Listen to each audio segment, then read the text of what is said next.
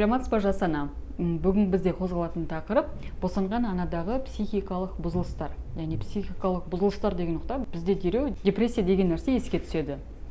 Осы тақырыпты бастамас бұрын депрессия деген не?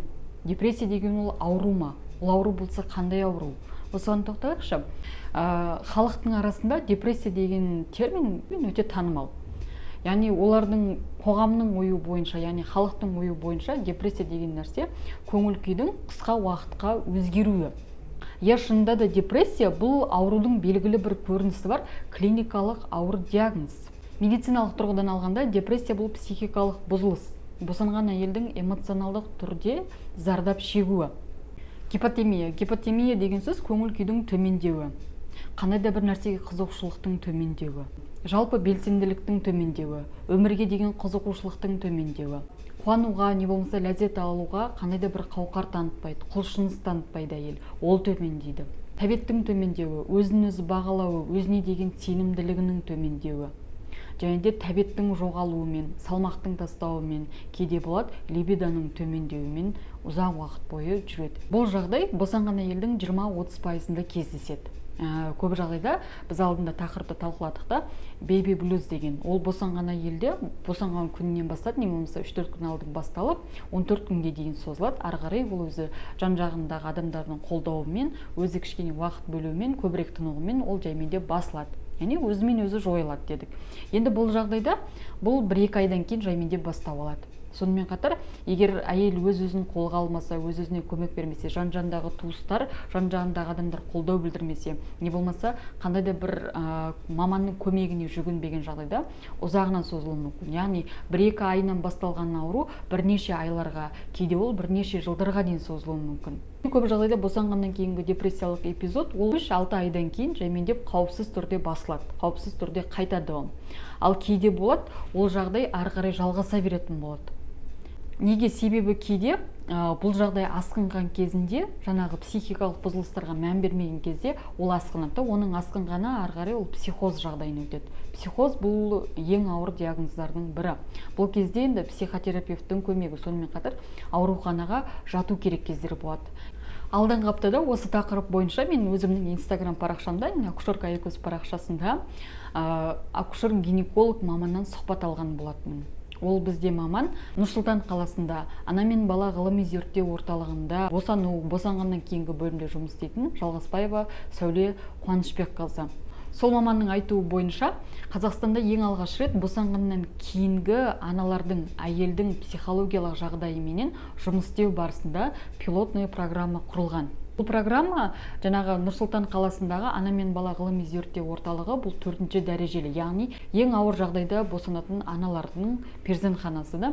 Сол себепті енді көп жағдайда психологиялық жаңағы бұзылыс, психикалық бұзылысқа, депрессияға, психозға көп түсетін ауыр дәрежеде босанған аналар. Сол себепті ең алғашқы пилотный программа сол 4-ші дәрежелі перзентханадан бастау алған. Бұл программаның жұмыс істеп келе жатқанына 1-2 жылдай уақыт болған.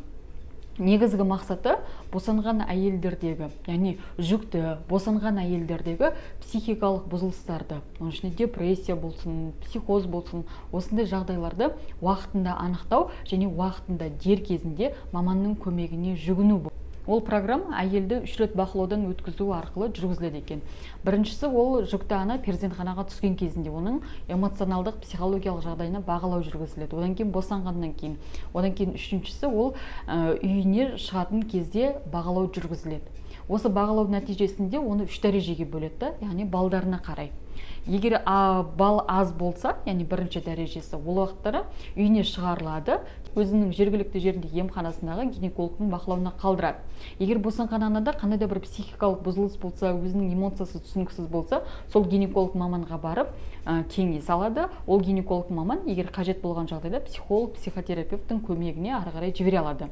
Енді 2-ші дәрежесі де орта балл. Бұл кезде әйелді сол емхананың ішінде психолог мамандарының көмегіне жүгіндіреді. Яғни психолог маманның көмегіне жүгінеді. Бұл жерде егер қажет болған жағдайда психолог мамандар 1-2 сеанс өткізуі мүмкін. Одан кейін барып, егер жақсы болған жағдайда үйіне шығарылады.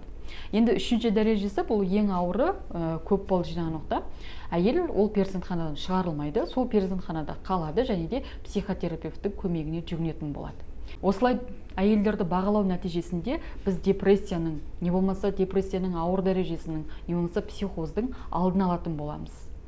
Егер статистика мәліметтеріне сүйенсек, 10 ананың бірі босанғаннан кейінгі депрессиядан зардап шегеді екен. Бұл деген сөз біз көтерген тақырыптың маңыздылығын көрсетеді. Әдетте мұндай жағдайда диагноз қою мүмкін емес. Өйткені аналар дәрігерден көмекті уақытында сұрауға қауқарсыз, құқықсыз болады. Өзінің қатты бір ынтасымен бармайды. Әдетте мұндай жағдайларда диагноз қою кішкене қиындау болады. Неге? Себебі босанған әйелдер маманның көмегіне, маманның көмегіне жүгінуге кішкене қауқарсыз болады. Өзінің қатты бір ынта салып тұрмайды. Кей жағдайларда депрессия, жаңағы 10 ананың бірінде депрессия болса, енді 1000 ананың біреуінде, не болмаса үшеуінде жаңағы депрессия асқынған түрі, не болмаса психикалық бұзылыстың асқынған түрі, ол психозға ұласатын болады. Енді психоз кезінде әйелді жедел түрде ауруханаға жатқызады, жедел түрде психотерапевт мамандарының көмегіне жүгінеді, жедел түрде ол қандай да бір емге жүгінетін болады. Осындай жағдайдың алдын алу үшін осындай программа және жалпы халықтық сауаттандыру, ақпараттандыру жүргізу қолға алынып жатыр.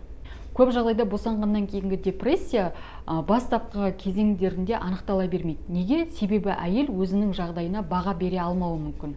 Не болмаса жанындағы туысқандары да әйелдің туысқандары да босанған анада жүріп жатқан өзгерісті, психологиялық, эмоциялық тұрғыдан жүріп жатқан өзгерістерге қатты мән бермеуі мүмкін. Оны көп жағдайда олар әйелдің қыңырлығы деп бағалайды, капризі деп бағалайды.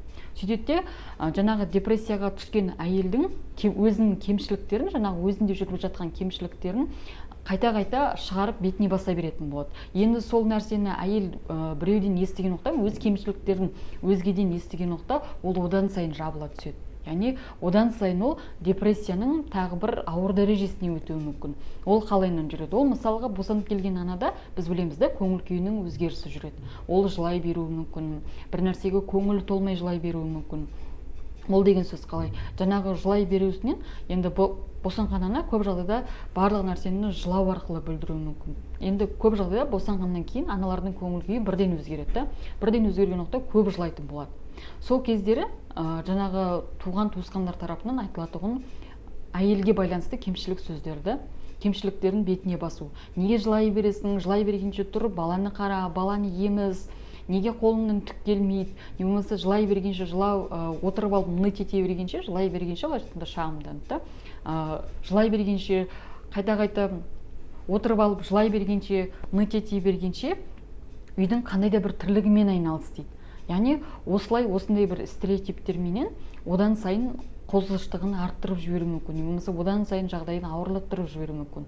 Сол уақытта осындай стереотиптерді естіген ана енді ол өзгелерден көмек сұрағысы келмейді. Неге? Себебі ол өзгелердің, яғни қоғамның, басқа да адамдардың соны талқылауынан, өсектеуінен қорқатын болады. Сөйтетте олар дер кезінде медициналық көмекке жүгінбей, тек қана асқынған дәрежесінде ғана жүгінетін кездері болады. Кей уақыттары әйел өз уақытында мамандардың көмегіне жүгінген кезде де дәрігер тарапынан, немесе басқа да мамандар тарапынан әйелдің айтып жатқан сөздеріне, әйелде болып жатқан эмоцияларға басын ауыздыра болып жатқан эмоцияларына қатты бір көңіл аудара бермейді.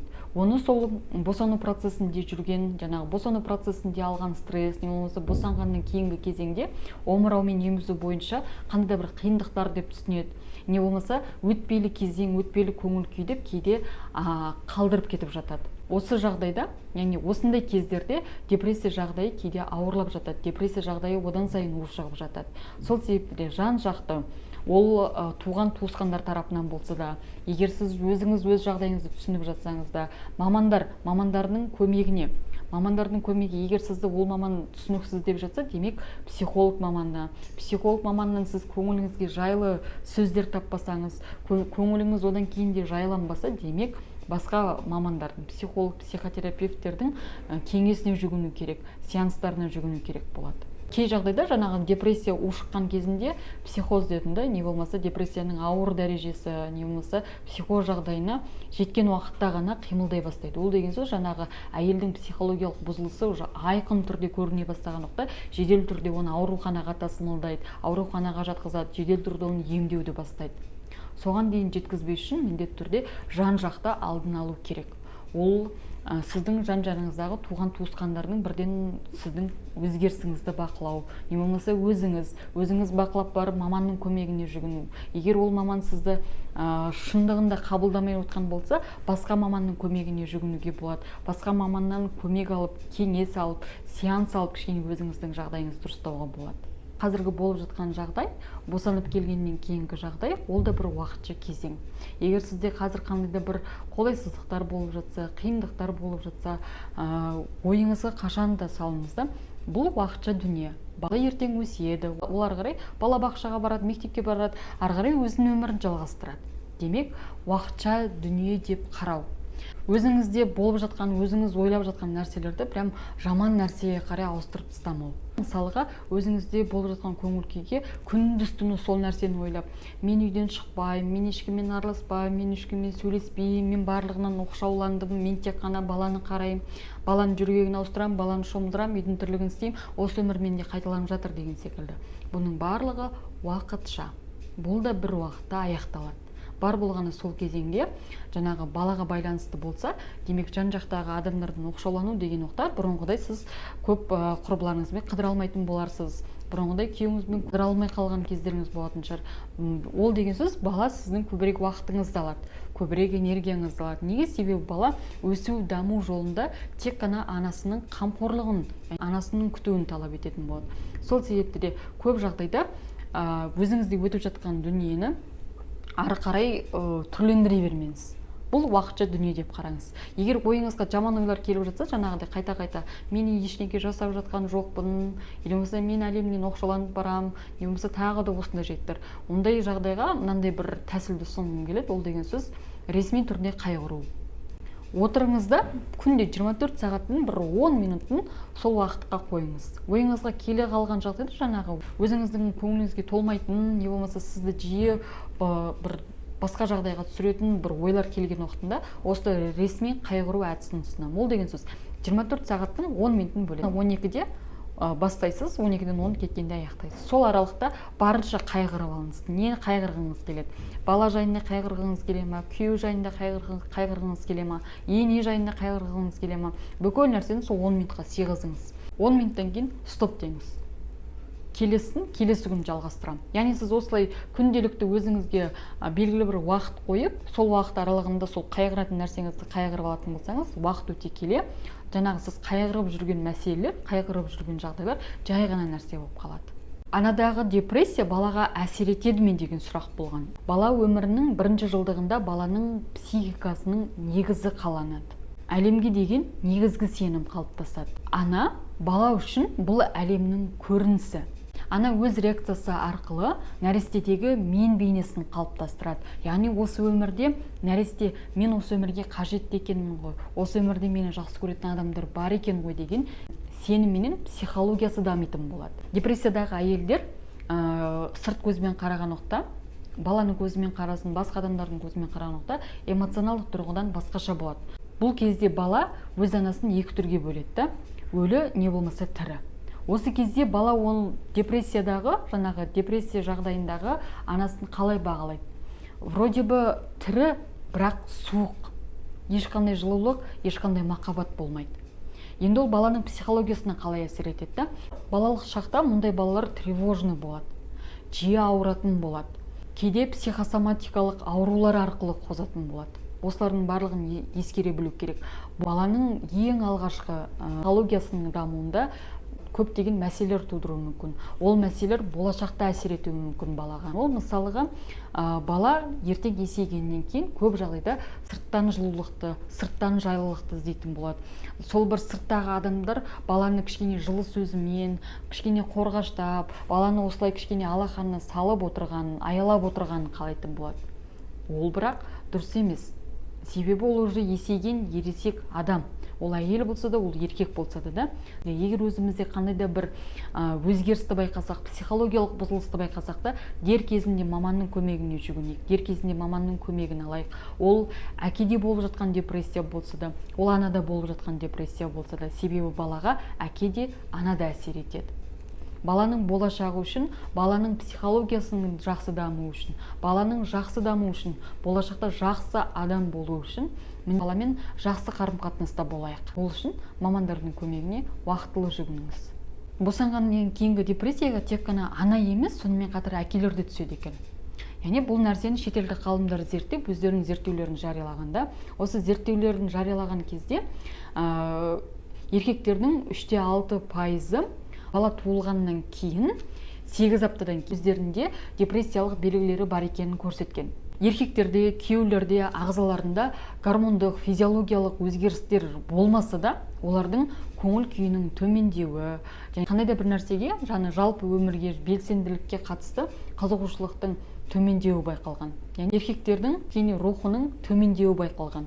Бұл деген сөз жаңа өмір салтына өту кезеңінде байқалады. Ол деген қалай? Ол мысалға әйел мен еркек ең алғаш жүріп жүрген уақытында ол басқа этап. Үйленген кезінде ол басқа этапқа өтеді. Бала туылғаннан кейінгі пайда болатын психологиялық, қаржылық, жыныстық қарым-қатынас жағындағы өзгерістер қысқа уақыт ішінде өзгерісті талап ететін болады. Яғни бұл жаңа кезеңге өту, жаңа этапқа өту. Осы өту кезеңінде еркектерде, яғни кейбір еркектерде психологиялық жағынан өзгеріс байқалады. Ол өзгерістер жаңағы айтып кеткендей, көңіл күйдің төмендеуі, не болмаса рухының төмен түсуі, кейде болады, кейбір тірліктерге, кейбір нәрселерге қатты құлшыныспен жасамайтындай болады. Бірақ бұл жерде ескеретін нәрсе, бұл уақытша құбылыс. Яғни жаңа этапқа өту кезеңіндегі еркектерде болатұғын уақытша құбылыс. Бұл жерде айтатын нәрсе, еркектің депрессиясы баланың психологиялық жағдайына міндетті түрде әсер етеді. Ол енді толығымен зерттелмеген, қандай жағдайда жаңа туылған нәрестеге әсер ететіні. Бірақ бұл да зерттеліп қаралып жатқан дүние. Бұл да баланың психологиясына әсер ететін дүние. Балаға қандай дәрежеде әсер етсе де, міндетті түрде уақытында мамандардың көмегіне жүгіну керек, мамандардың көмегін алу керек. Қандай да бір сеанстар қажет болса, оны да алу керек болады. Босанғаннан кейінгі депрессияның болу ықтималдығы, арту ықтималдығы мына факторларға байланысты болуы мүмкін. Әлеуметтік қолдаудың жеткіліксіздігі. Ол деген сөз материалдық жағынан қиындықтардың болуы, туған туысқандардың, бірге тұратын адамдардың қолдауының жеткіліксіздігі, қолдауының болмауы. Бала күтімі бойынша ақпараттардың, тәжірибенің болмауы, жоспарланбаған, не болмаса қаламаған жүктілік болса. Жүктілік кезінде көңіл күйдің дұрыс болмауы, жүктілік кезінде жаңағы қандай да бір тревожный жағдайда, не болмаса пессимистік жағдайда жүруі. Одан кейін күйеу менен әйелдің ара қатынасындағы қандай да бір түсініспеушілік, қиындықтар. Әйел мен оның анасының арасындағы қандай да бір қиын қарым-қатынас, не болмаса бір-бірін түсініспеушілік. Әйелдегі жүктілікпенен босанудың асқынуы. Ол деген сөз жүктілік барысында қандай да бір ауыр диагноздардың болуы, не болмаса сол диагноздарға байланысты ауруханада жиі жатуы, ауруханада жиі болуы, сол диагноздарға байланысты қашанда стресстік жағдайда жүру, не болмаса босану кезеңіндегі асқынулар, босану кезеңіндегі жарақаттар, ол өзіңізге байланысты, не болмаса балаға байланысты. Осы кезде де жаңағы депрессияның болуын арттырады екен. Физикалық тұрғыдан күштің болмауы, өзіңді әлсіз сезіну, қандай да бір денеңнің ауырлығы болады осындай кездерде, және де дұрыс тамақтанбау. Суицидтік әрекеттер бойынша анамнезіндегі мәліметтер, және де босанған ананың анасында, не болмаса оның анасында болған қандай да бір психикалық бұзылыстар. Осылардың да әсерінен депрессияға түсу ықтималдығы артады. Кейінгісі, босанғаннан кейін жасана бұрынғыдай болмайды деген түсінік. Бұрынғыдай бір керемет, бұрынғыдай бір тартымды болмайды деген түсінік болуы мүмкін. Ол ойда миф. Бұл жағдайда мына нәрсені ескеру керек. Жасана бұрынғыдай бола алмайды. Енді бұрынғыдай уақытша жұмыс жасай алмайды. Бұрынғыдай көп уақытын басқа жерде өткізе алмайды. Не болмаса бұрынғыдай көп көңіл уақытын күйеуіне бөле алмайды. Бірақ дегенмен де бала пайда болғаннан кейін ортақ шешілетін мәселелер. Бұрынғыдай сіз барлығын 100% орындай алмайсыз, 100% анаға көңіл бөле алмайсыз. Демек, барлығын реттілігімен бөлесіз. Және бұл уақытша екенін түсініңіз. Не болмаса өзіңіз бұрынғы кездегідей бәріне үлгергіңіз келеді, бірақ бір-екі нәрсені жасап ары қарай үлгере алмасаңыз өзіңізге ашулана бастайсыз. Олай жасамаңыз. Босанған ана, яғни сіз босанған анасыз, сіз үйге келдіңіз, біраз уақыттан кейін жаймендеп жұмысқа кірісесіз. Бір күнде бір нәрсені жасап үлгерсеңіз, соған да қуаныңыз. Бұның өзі үлкен жетістік. Себебі босанған анада көп уақыттың бөлігін бала алатын болады. Не болмаса, жаңағыдай босанғаннан кейін кезеңде көбірек өзіңізге көмекшілерді жинаңыз. Ол үйде тұратын адамдар, сізбен бірге тұратын адамдар, не болмаса басқа сырт жақтан көмекші алып келу, баланы қарауды көмектесетін бала қараушыны алсаңыз болады. Не болмаса басқа да көмекшілерді, осылай өзіңіздің жан-жағыңызға көмекшілерді тарту арқылы сіз көп нәрсеге үлгеретін боласыз. Ал егер енді ондай көмекшілер жоқ болса, өзіңізді бір күнде бірнеше нәрсені істеуге үлгермедім деп ешқашан өз-өзіңізге ашуланбаңыз. Себебі сіз өз-өзіңізге жаңағы көңіліңіз толмай, қашанда ашулана беретін болсаңыз, онда ол жағдайды одан сайын ушықтыратын болады. Одан кейін ауруханадан шыққаннан кейін үйіңізге көп адамдарды шақыра бермеуге тырысыңыз. Ол да бір белгілі бір уақытқа дейін, бір айға дейін, бір жарым айға дейін. Неге? Себебі бұл уақытта сізге және балаға көбірек тынығу керек, көбірек өзіңізді қалыпқа келтіру керек. Сол үшін де. Одан кейінгісі ұйқыны қалыпқа келтіру. Мүмкіндігінше 24 сағаттың 6-8 сағатын ұйқыға арнау керек. Ол деген сөз, енді мен түсінем, түнгі уақытта бірнеше рет оянатын кездер болады. Егер сіз түнгі уақытта баланы әр 2 сағат сайын, 3 сағат сайын тұрып емізіп, сол оянатын болсаңыз, күндізгі уақытта босанғаннан кейінгі кезеңде бала ұйықтады ма, күндізгі уақытта да бірге ұйықтап тынығып алыңыз. Себебі сіз көбірек тыныққан сайын, көбірек ұйықтаған сайын өзіңіздің бұрынғы қалпыңызға жақсы келетін боласыз. Кей жағдайда болады да, бала мазасыз болады. Күндізді ұйықтау мүмкін емес, түнде де ұйықтау мүмкін емес.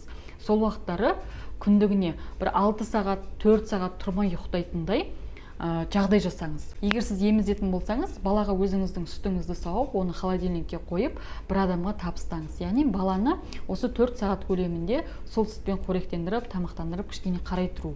Соның арасында өзіңіз сол 4 сағат, 6 сағат тұрмай ұйықтап тынығып алу. Ұйқы арқылы сіз жағдайыңызды жеңілдететін боласыз. Қандай да бір психикалық бұзылыстардың алдын алатын боласыз.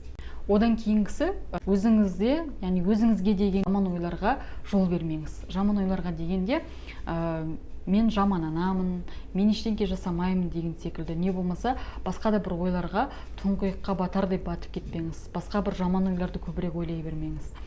Босанғаннан кейінгі кезеңде, босанғаннан кейін, перзентханадан келгеннен кейін де өзіңізге белгілі бір уақытта арнауды ұмытпаңыз. Перзентханадан келдіңіз, міндетті түрде күндізгі уақытта бала ұйықтап жатады, не болмаса күндізгі уақытта баланы еміздіңіз, енеңіздің қолына, анаңыздың қолына, күйеуіңіздің қолына табыстаңыз да біраз уақытқа сыртқа шығып жүріп қайтыңыз. Таза ауада көбірек серуендеуге тырысыңыз. Неге? Себебі ана жалғыз өзі кішкене бір 15 минутқа болсын, жарты сағатқа болсын қалған уақытта өзіндегі жаман ойлардан арыла бастайды. Біріншіден. Екіншіден, босанған ана босанғаннан кейінгі кезеңде де баладан басқа өмір бар екенін, 4 қабырғадан басқа өмір бар екенін сыртқа шыққан уақытта сезіне бастайды. Яғни сыртқа шықтыңыз, басқа адамдарды көрдіңіз, басқа сіз жан-жарыңыздағы, айналаңыздағы қозғалыстарды, өзгерістерді көрдіңіз. Сол арқылы сіз жаймендеп жаңағы қандай да бір депрессияның алдын алатын боласыз. Босанған ана міндетті түрде 40 күн бойы, 1 ай бойы, 2 ай бойы үйден шықпай баланы қарап отыра беру керек деген сөз емес. Бала да шығу керек 4 қабырғадан, ана да шығу керек. Мен айтпаймын, паркке барып 3-4 сағаттап қыдырып келді. Жай ғана баланы қалдырдыңыз, өзіңіз 15 минутқа сыртқа шығып, егер этаж үйде тұрсаңыз, төменге түсіңізді 1 стакан кофе ішіп қайтыңыз. Не болмаса кішкене бір уақыт бір жерде отырып кітап оқып қайтыңыз. Не болмаса бір уақыт сергіп біреумен әңгіме айтып қайтыңыз. Өзіңіз жеке қалып демалып қайтыңыз. Өзіңіздің ойларыңызға кішкене анализ жасап қайтасыз. Бұл босанған анаға міндетті түрде қажет дүние. Сонымен қатар, босанғаннан кейінгі аналардың өздерінің бір форумдары болады, өздерінің бір топтары болады. Мүмкіндігі болса, сондай топтарға қосылып алыңыз. Сондай топтарға қосылған уақытта сіз секілді басқа да аналар бар екенін, басқа да аналардың өзінің тәжірибесімен бөлісесіз. Балаға байланысты тәжірибе болсын, ол отбасылық өмірге байланысты тәжірибе болсын. Кішкене басқа адамдармен сіз ақпарат алмасқан уақытта өмірге деген көзқарасыңызда басқа жағына өзгере бастайды. Одан кейінгісі жақсы эмоцияларды көруге тырысыңыз, жақсы эмоцияларды алуға тырысыңыз. Ол деген сөз, белгілі бір уақытта 24 сағаттың белгілі бір уақытын өзіңізге бөлдіңіз да, сол уақыттары өзіңізге ұнайтын кітапты оқып шығыңыз. Не болмаса өзіңіз осы уақытқа дейін қарай алмаған, көре алмаған қандай да бір комедия болсын да, қандай да бір қызықты кино болсын, соларды қарап шығыңыз. Соларды қараған уақытта сіз жақсы жағын өзіңізге алатындай болыңыз. Сонымен қатар өзіңізге көңіл уақыт бөлу. Ол деген сөз бет күтіміне байланысты, не болмаса өзіңіздің денеңізге байланысты күтімдерді жасау.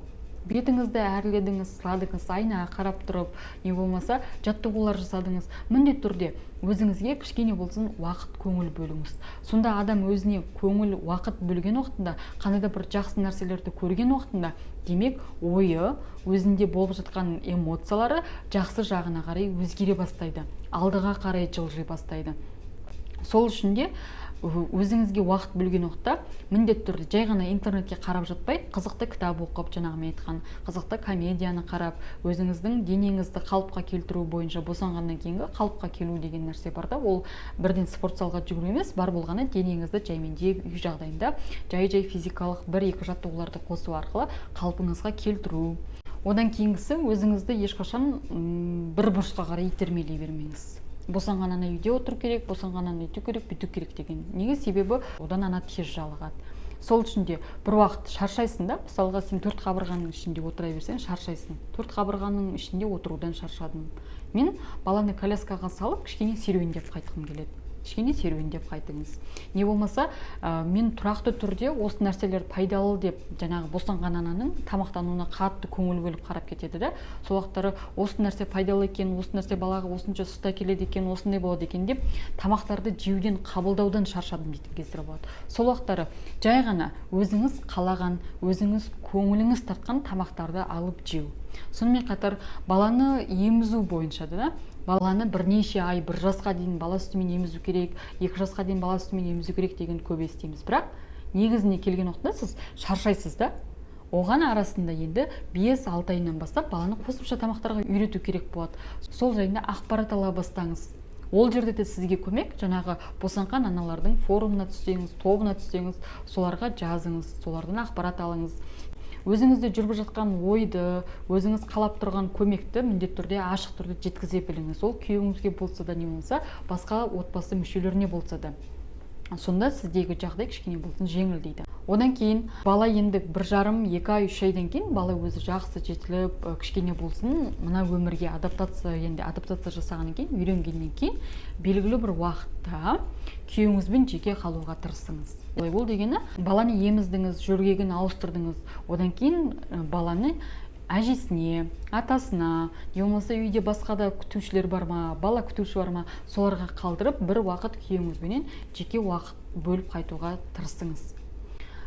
Тастадыңыз, 2-3 сағатқа күйеуіңізбен жеке қалдыңыз. Бір жерге шығып тамақтаныңыз, бір жерге шығып отырыңыз, сөйлесіңіз. Енді сыртқа шығып сөйлескен уақытында тағы да сол бала жайында, үй жайындағы тірлік емес, екеуіңіздің ара қатынасыңыз жайында. Ол жайында, яғни сіз ол жайында не ойлайсыз, күйеуіңіз сіз жайында не ойлайды, екеуіңіздің ара қатынасыңыз жайында әңгіме дүкен құру керек болады. Сіз ұмытпаңыз, сіз босандыңыз, сіз анасыз, сіз сонымен қатар әйелсіз. Сіз сонымен қатар біреудің жарысыз. Осыны да ұмытпаңыз. Қашанда уақытты ұйымдастыра біліңіз. Бастапқы уақытта 1,5-2 айға дейін өзіңіз толығымен босанғаннан кейін қалпыңызға келгенше 1,5-2 ай уақыт өтеді. 1,5-2 айдан кейін міндетті түрде уақытты дұрыстап қойып үйреніңіз. Әр нәрсені жоспарлап алып жүруге тырысыңыз. Жоспарыңыз сіз 1 күндікке жазасыз, 1 күндіктің ішінде баласы бар аналарға бәрін орындау мүмкін емес. Бірақ арасында ең керекті деген өзіңізге, көңіліңізге жайылсын. Қайсы жасағанда өзіңіздің көңіліңіз жай табады, сол нәрселерді жасап орындау. Қалған сіз жоспарлаған нәрсені келесі күнге қалдыру. Жоспарлаған уақытта өзіңіздің және баланың ыңғайына қарай міндетті түрде уақытын дұрыстап қоюға тырысыңыз.